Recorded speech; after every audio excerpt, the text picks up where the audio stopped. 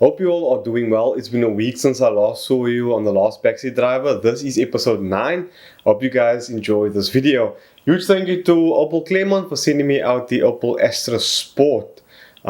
Pretty serious car and a pretty serious contender in the hatchback segment. I must say the previous car, Opel, that I've driven, you guys can click the card there on top. The handling of this car is just so much more focused than other cars in the segment, and I must say, yo guys, this thing is really good. I challenge all of you to go and test drive one and try and get it through some twisty roads. I promise you, you're gonna be pretty amazed. I'm going to be in Pretoria on the 24th of March, a Sunday. If you can email me niaz8@gmail.com with a car you'd like me to feature or your car you'd like me to feature. I'm probably gonna peak it on 3 cars for that day. So email me, we get a shot, maybe we do a VVL there on top in Joburg and maybe a Honda as well, and then something sweet. So email me, see what we can do. I'll definitely make a plan to do some nice filming in Joburg, Pretoria. So yeah, yes gentlemen, my hair is gone, but in other good news, Land Rover has officially come on board the Liberable YouTube channel. That includes Jaguar as well. VW's also come on board recently, and Audi. So in the next few months we are going to see a bigger variety of production cars here on Liberable. I'm extremely proud. I cannot believe what this channel is accomplishing here in South Africa, and I want to give each and every one of you such a big thank you for supporting Liberable and for watching the videos, because without the views I can't do what I do. So yes, thank you guys so much for your support. I really appreciate it. Okay, so Liberable engine cleaner and antifreeze is now available at Paro's battery distributors as well, and in Midas in Salt River. I don't think they have engine cleaner, but I'm gonna pop in to make sure they get some engine cleaner. But again, thank you guys so much for all the support. I really appreciate it. Now onto Ferrari, the new F8 Tributo.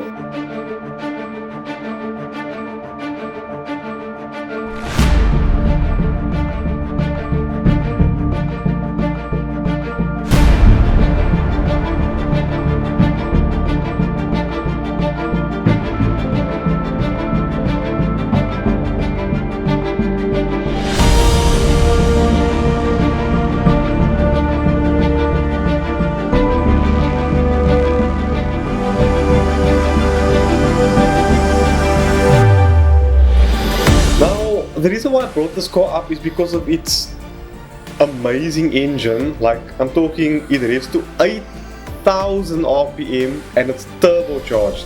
In 1975, Ferrari started this mid-engine, small-ish type of supercar with the 308 GTO, and then that spawned a lot of different cars that we're seeing today.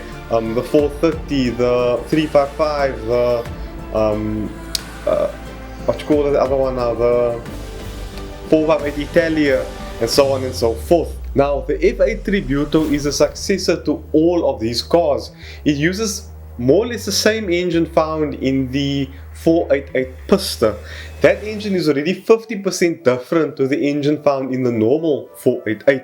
We're looking at something like 529 kilowatt and 700 newton meters of torque at 8,000 RPM. So what Ferrari has done to make more power over the 488 Pista's engine is introduce new intake plenum and manifolds. They basically optimize these components using fluid dynamics. I know that's a lot to process, but basically that means that the air entering the cylinders above the piston is a lot cooler, so that already can produce more power with cooler cylinder temperatures. This engine also receives new valve springs and a new cam profile, a new exhaust manifold as well. It reduces back pressure.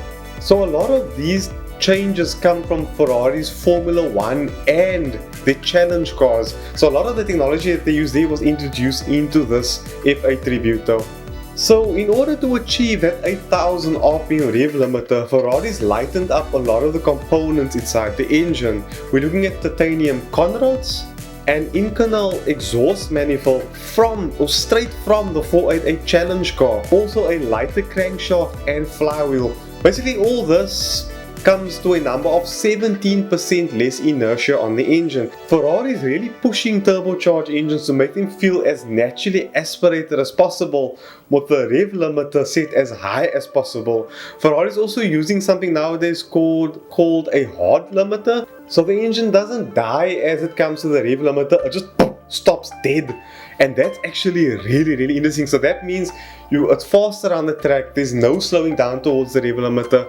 It's quite an interesting technique. I think a lot of drag cars use it. I think drag cars use something called anti-lag, where you get that out of the exhaust before they go to the next gear.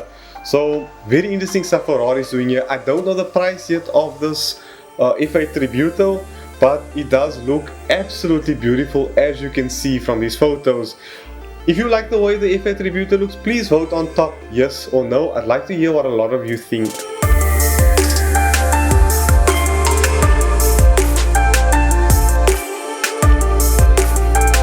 So let's bring it down a notch. The Toyota Corolla prices were released last week. The 1.2 XS 6-speed manual will go for 336,800 Rand. The XS CVT will go for 347,400 Rand, and the model above those will go for 367,100 Rand.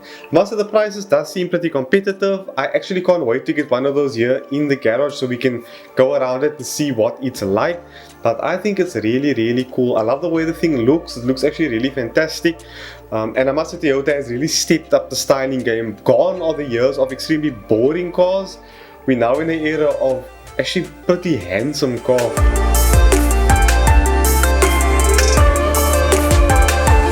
Okay, so I'm not in a car this week. I actually just finished film a Polo GTI. It will go up in a few weeks' time.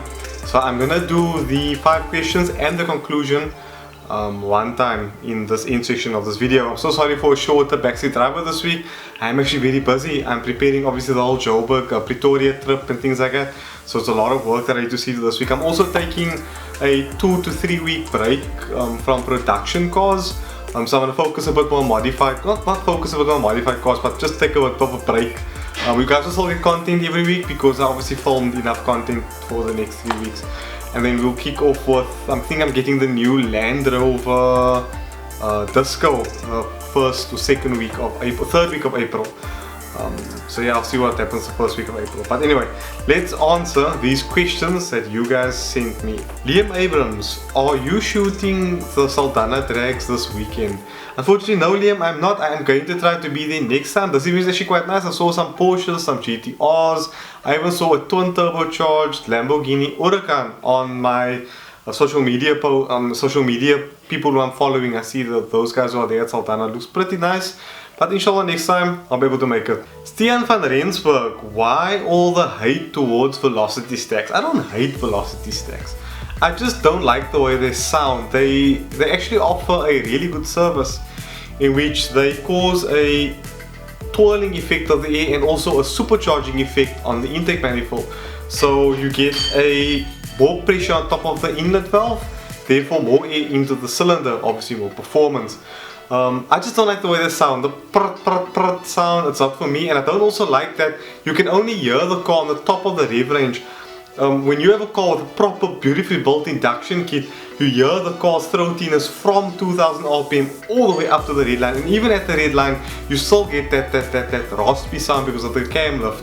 But I just don't like that, especially when they put it out by the headlights and stuff like that. Here around where I live, it just makes a total racket, and it's sometimes it can be quite disturbing in a peaceful environment. Like that Golf 627 GTI, but that actually sounds really nice. But yeah, next question. Craven Smith, when will we see the all-motor Cape Town series again? Unfortunately, Craven, the all-motor Cape Town series is not going on forward. There's just not a big enough hype for it. A lot of you guys were dropping off on the previous videos because you guys wanted to see the other cars race as well, just not the all-motor guys. And I can't be 2 places at once. So one had to give, and I'm focusing on a broader and everyone at Killarney, not just on particular people. But yeah, so I'm so sorry for that. Tabo Landule, what are your opinions regarding the VW Golf 2-liter TFSI and 1.6 2009 in terms of reliability? Tabo, to be honest with you, VW has suffered some issues over the years, but don't fear, there is more than enough people who can solve issues on their cars. Race Tech, there's CPI, there's SOD, there's Alpha, there's so much people who can work on the cars and get you good prices on parts. It's not a big issue. If you're thinking it's going to be as reliable as a Toyota, then no, you're going to have issues. You're going to have the warning light on, the engine management light on for certain things. You will have to clean up valves and things like that on direct injection models, the earlier generations. So yeah, you're not looking at a super reliable car in the long term. You buy it for a nice Sunday or weekend knock around. Most of the guys in Cape Town use it as a daily driver, and that's really not a problem. Again, I say there's enough support for their cars and enough preventative maintenance you can make to keep the car reliable. Look at things like the high pressure fuel pump, the water pumps, keep the valves clean, use only good quality fuel. There's so much you can do to keep the car reliable over a long period of time. So yeah, good luck if you're going to purchase one. Vincent Bevan the Vet, what you backseat driving in? Nothing this week, my friend, I'm so sorry. Gentlemen, thank you so much for watching this video. I really appreciate it. I'm having a fantastic time here on Liberable filming and editing and bringing this content to you guys, and I really appreciate all of you supporting the channel by viewing it and clicking on the videos and things like that. And to all of you supporting the merchandise even, a lot of the guys are buying merchandise, so the t-shirts, the hoodies and the crew necks. Thank you guys so much for the support. It's helping me make changes around Liberable, and I'm looking also into maybe doing a build on my Audi S4 if financially things go okay over the next few months. So definitely thank you guys so much for this video. Don't forget to hit that thumbs up button. Don't forget to hit the thumbs up button. Subscribe, share with friends and family. Be free, be you, Liberable. I say Ferrari is really pushing me.